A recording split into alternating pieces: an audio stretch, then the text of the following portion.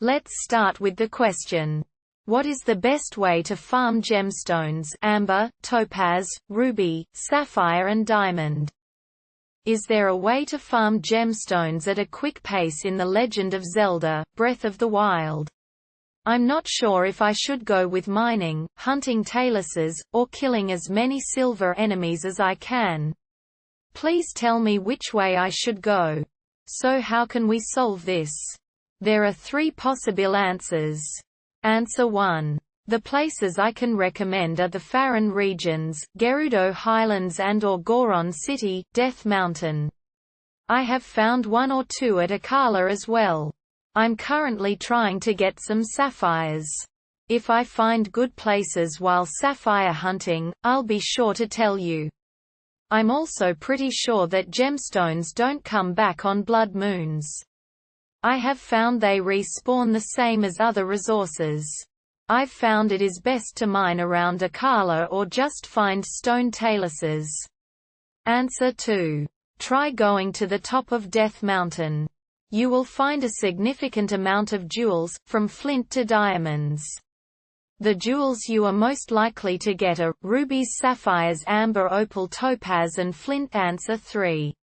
With two-handed swords, hammers, etc. i.e. the two-handed stuff that aren't spears, taluses feel like a gemstone farm.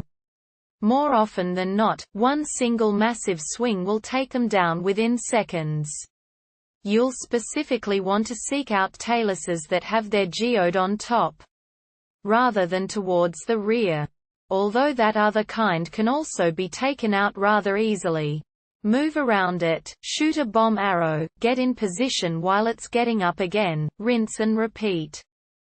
Silver enemies drop much less than taluses. But if that's good enough for you, here's another option.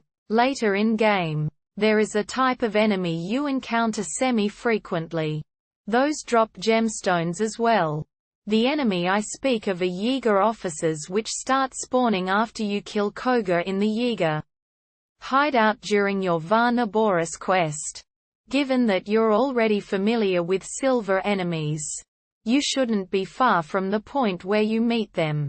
Also don't worry. Unlike during the Yeager hideout mission, they don't one-shot you when encountered out there.